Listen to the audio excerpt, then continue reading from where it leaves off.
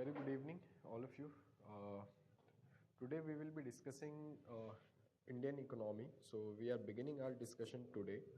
Uh, what I will try to, my approach will be like, we will be discussing economy as a part of Indian economy, the story of Indian economy, the growth of Indian economy, right? So we will be discussing with that. The thing is, sometimes it happens like the subject becomes too technical, and we struggle a lot to understand the concepts, terms, terminologies, definition, etc. So our approach will be, we will be discussing all the concepts or terms with some kind of stories, right? And stories are not fictional ones, rather the stories are of Indian economic development, right? And gradually we will understand everything which is required to understand in the subject, right? So the discussion mainly the discussion will revolve around a topic, that is Indian economy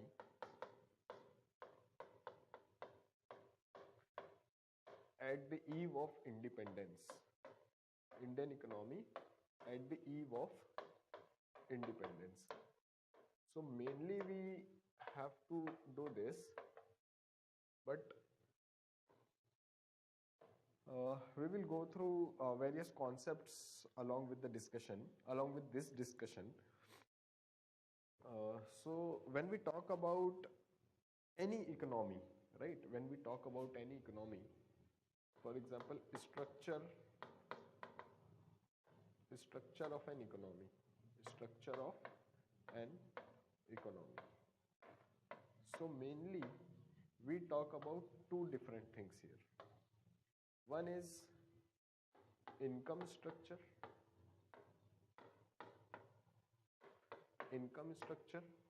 and one is occupational structure.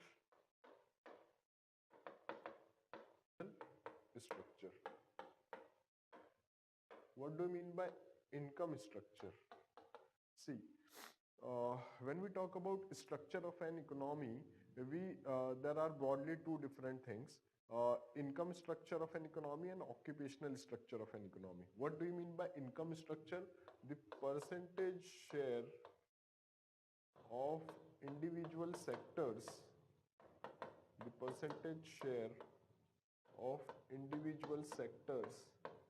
in GDP, gross domestic product. So for the share of individual sectors, for example, what will be the share of agriculture, what will be the share of industries, what will be the share of services sector, right? In GDP of that particular country, it comes under income structure.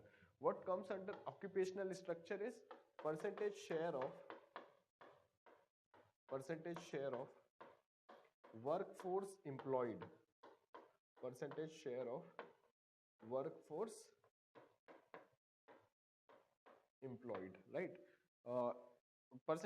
workforce employed. So for example, if workforce, we take the age group of 15 to 59 years, 15 to people in the age group of 15 to 59 years of age, and they are actively looking for a job, working, right? So workforce, percentage share of workforce employed.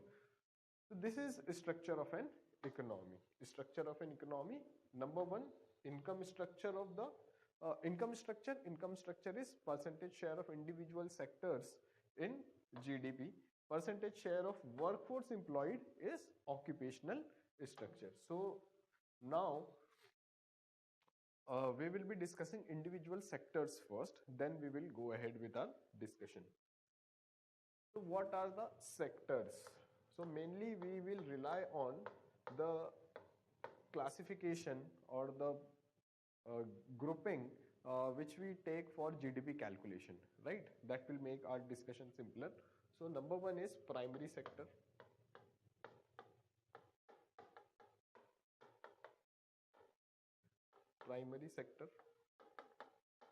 Which mainly deals with agriculture.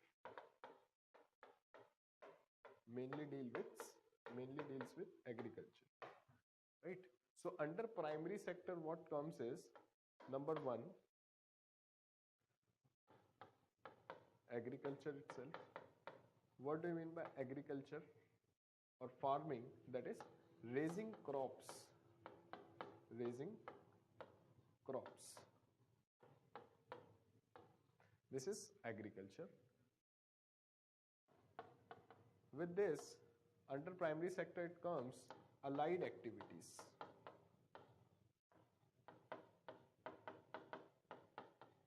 Allied activities. What do you mean by allied activities? So under allied activities there is fishery, forestry, poultry, dairying and beekeeping. Beekeeping has been included recently in 2019. So beekeeping has been introduced recently in 2019. So this is the classification of primary sector, agriculture and allied activities. Under agriculture, mainly raising crops, food crops or other crops. So raising crops is agriculture, and allied activities comes fishery, forestry, poultry, dairying and beekeeping. These comes under allied activities. This is how the grouping has been made. Next comes secondary sector.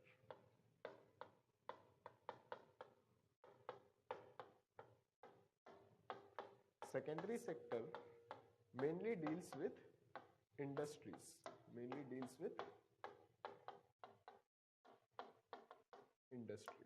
right? So third thing, first is agriculture, second is allied activities, third and first under secondary sector is mining and quarrying.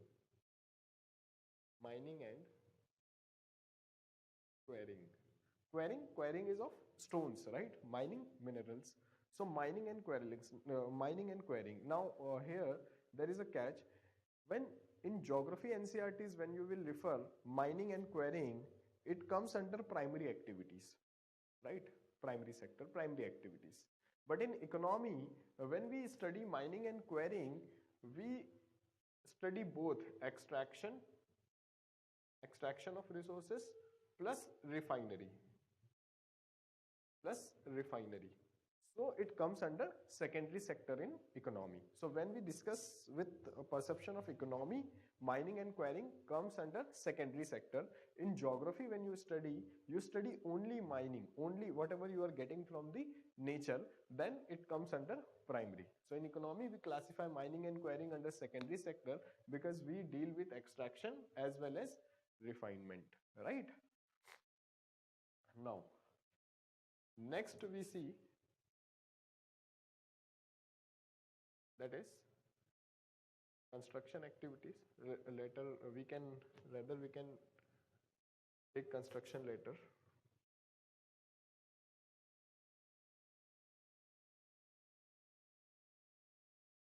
Manufacturing.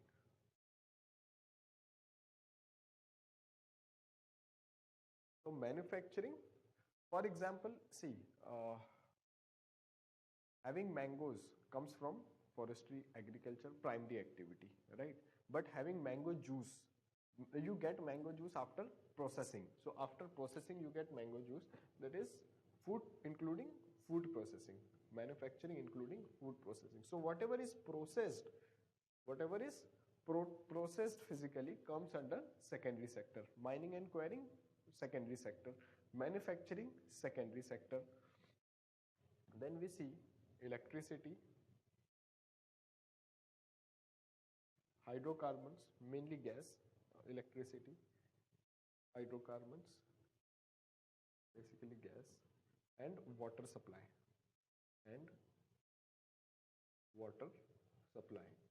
This comes under secondary sector only. Last activity under secondary sector is construction. What do you mean by construction? If a house is made, that comes under construction. But if you are selling that particular house, or you are buying that particular house with brokerage, then it comes under real estate, which is part of tertiary sector, right? Services. But construction comes under secondary sector only. See, constructing a house, constructing a building comes under secondary sector. So this is the classification of secondary sector: mining and quarrying, manufacturing, including food processing, including, this is not about food processing, it is including foods processing, electricity, hydrocarbons, that is gas and water supply, mainly gas and water supply, right? And construction activities comes under secondary sector. Now see tertiary sector.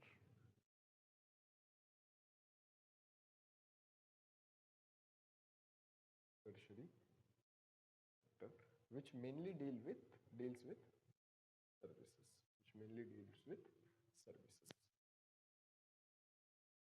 right? So number one, trade, transport, communication,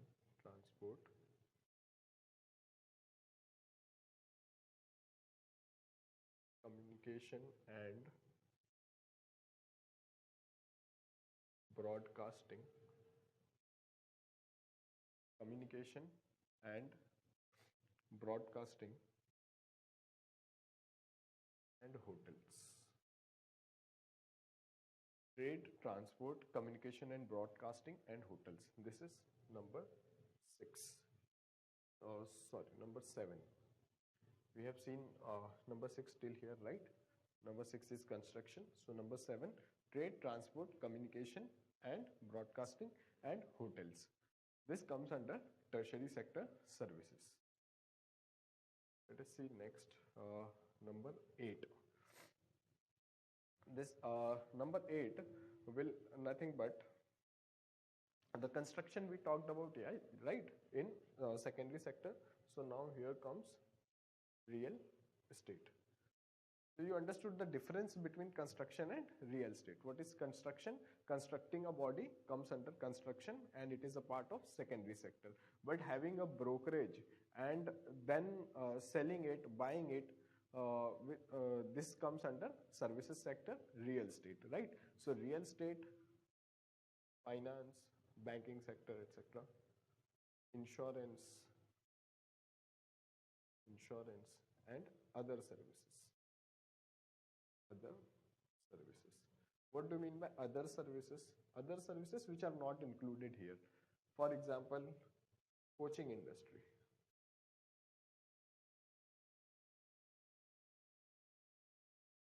beauty salons, it comes under other services category, right? So real estate, finance, insurance and other services, it comes under tertiary sector, that is services sector, right? Now we can take the last one, that is public administration,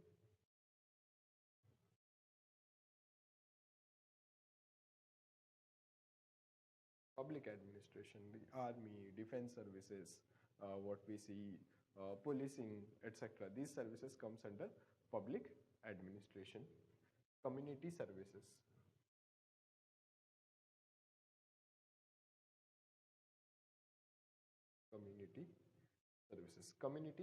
for example, services by NGOs, services based on communities, services based on caste, right? So these services are part of tertiary sector. Public administration, community services, that we understood, right? And services of NGOs, etc. Then we have other personal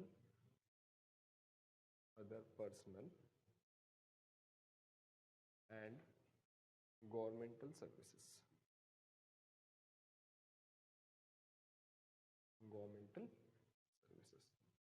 So what do you mean by personal services? Personal services, for example, services by a barber or a doctor, services by a barber, doctor, or by a lawyer, etc. Individual personal services via barber, which have not been accounted. For example, if a doctor is working in a hospital, then it will come under a proper classification. But if it is not under a classification, then it comes under personal services. Governmental services, for example, Panchayati Raj institutions, services given by them, or block offices, right? Block offices. So these are part of tertiary sector, right? So a quick recap what we have seen. So we have seen Indian economy, and we are starting discussion with this topic. Under this heading, first we try to understand the structure of economy. The structure of any economy, broadly, we are classifying it into either income structure or occupational structure. Income structure or occupational structure. Income structure basically implies percentage share of individual sectors in GDP. Occupational structure implies percentage share of workforce employed, right? Then we saw our primary sector. Primary sector is related to agriculture, right? Primary sector mainly related to agriculture. It comes under two headings, agriculture and allied activities. Allied activities, we have fishery, forestry, poultry, dairying, and beekeeping. Beekeeping introduced recently in 2019. Secondary sector comes under basically industries, mainly industries.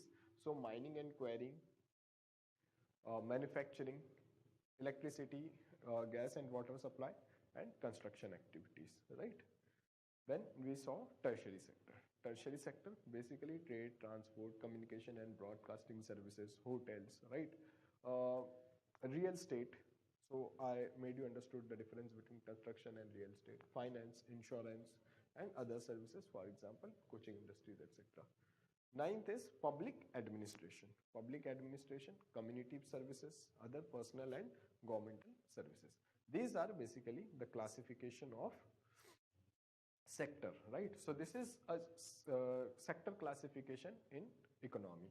We took a little official classification. There can be many type of classification, but this classification is basically used in GDP calculation, right? Now we can go for understanding. I'm bringing you some kind of classification. This classification will help you. I'm bringing you a data in front of you. This data will help you to understand share of GDP and workforce employed, right? So for example, primary sector, here it is primary. Now you know what comes under primary sector, right? So primary sector, secondary sector,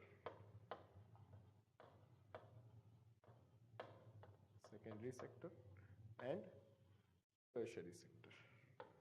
So we are clear with what things come under these sectors, right? Primary sector, secondary sector, and tertiary sector. Now what we will do, we will compare 1951 data with recent data, that is 2024. So what is happening in 2024? What was the status in 1951?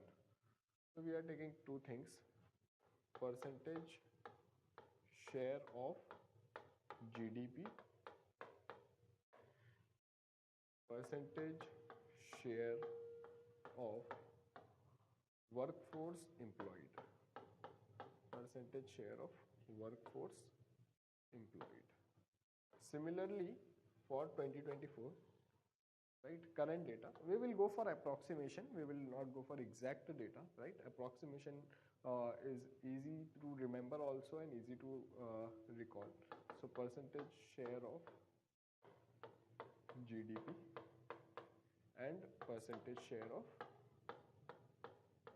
workforce employed. Now this classification or this data, this comparison will give you a lot of things to understand. Workforce employed, right? Okay.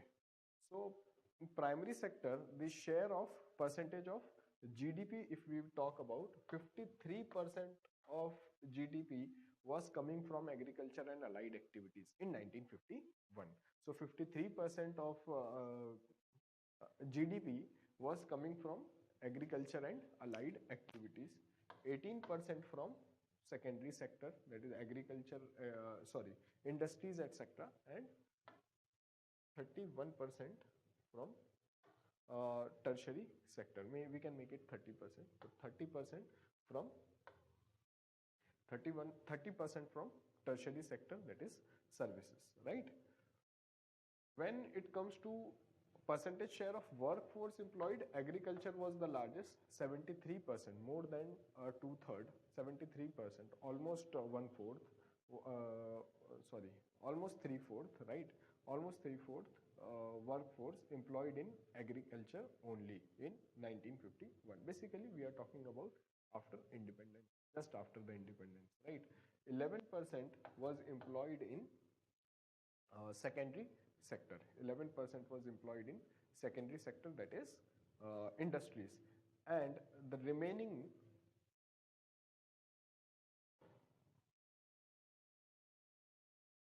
16%,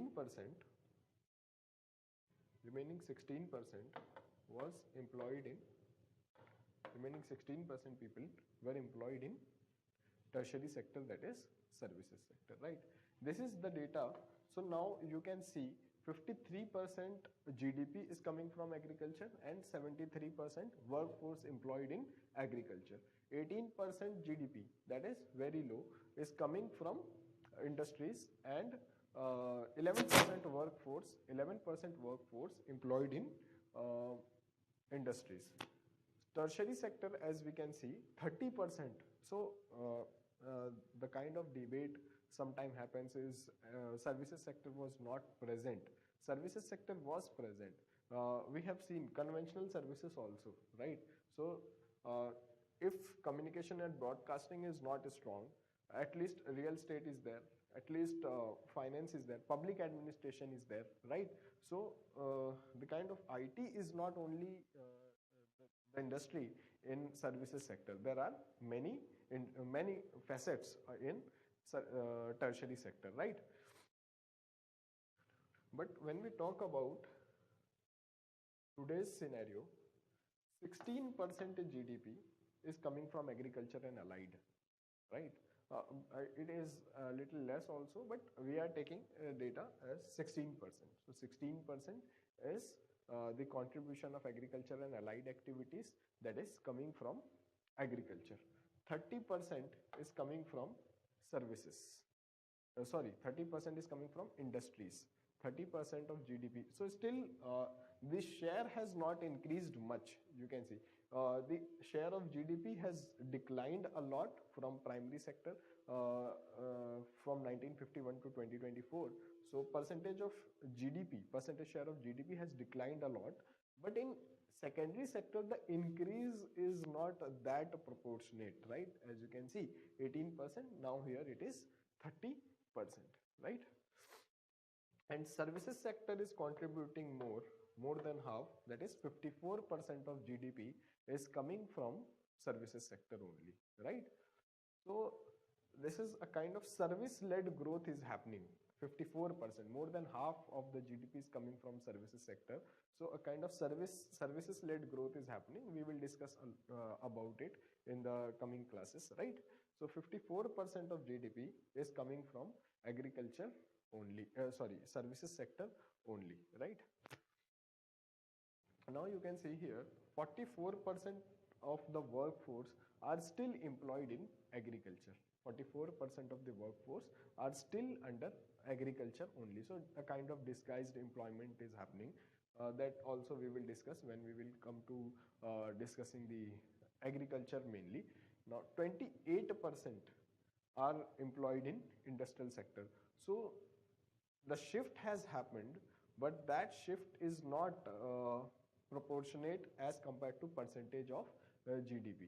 So percentage of workforce employed in agriculture has improved a little from 11 to 28, but it is not in proportion with the percentage of GDP declined.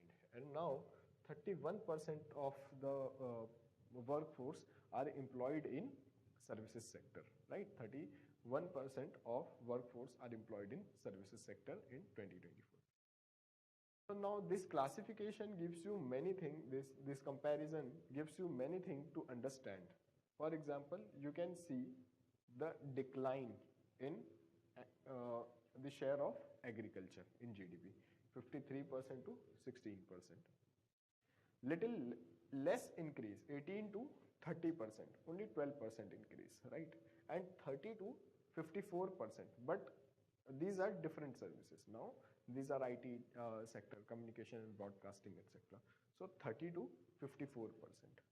Workforce also you can see declined in agriculture, but not to a great extent. The proportional increase has not happened in workforce employed in agriculture, and this 16 to 31% has increased, but we need skilled labor force, we need skilled workforce in services sector, right? So this is the idea that I wanted to bring in front of you, this comparison, right? I hope you can understand many things from this particular table. Now we can start with sector specific talks. For example, we can start with agriculture. So our broad heading was Indian economy at the eve of independence. Now first argument that I will make in Indian economy at the eve of independence is we inherited a underdeveloped economy. We inherited an underdeveloped economy from the British. Underdeveloped economy from British in 1947. We inherited an underdeveloped economy from British in 1947. Now, why I am saying an underdeveloped economy, right? An underdeveloped economy in 1947. The first argument that we can give about this is over dependence on agriculture. Over dependence on agriculture with backward technology,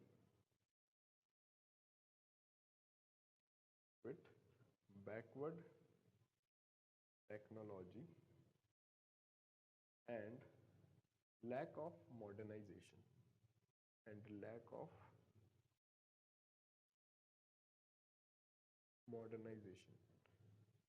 As you can see in the previous slide that 53% of share was coming from agriculture. 73% of workforce was employed in agriculture.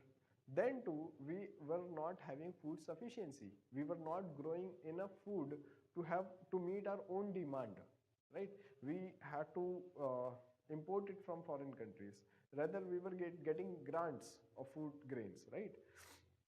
There were many schemes, for example, PL 480 from US was also there.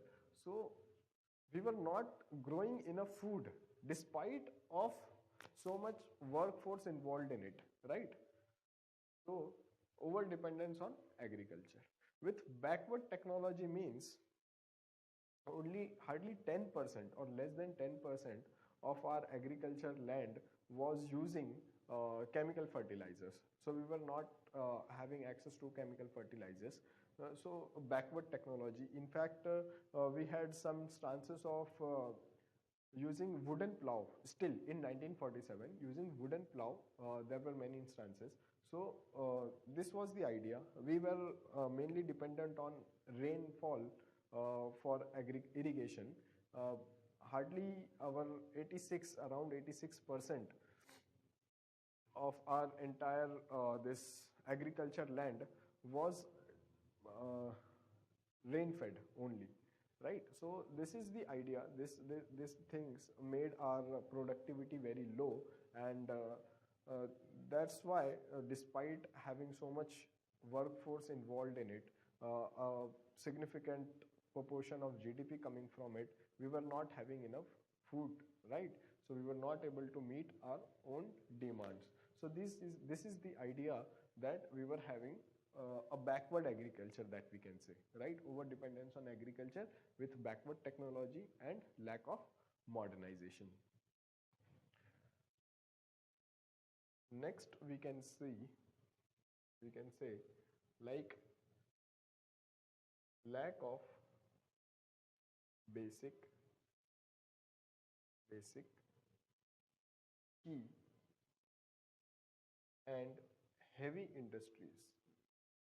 Basic, key and heavy industries. Basic, key and heavy industries. What do you mean by basic industries? Basic industries are nothing but mining, etc. Basic mining, chemicals, right? Chemicals. What do you mean by key industries? Infrastructure. Key industry, infrastructure. Infrastructure, that is road, rail, electricity, etc. Road, rail, electricity, etc. What do you mean by heavy industries? Heavy industries, for example, heavy electricals. Heavy electricals. For example, transformers. For example, heavy industries, for example, truck industry, cement industry, cement industry. For example, industrial boilers.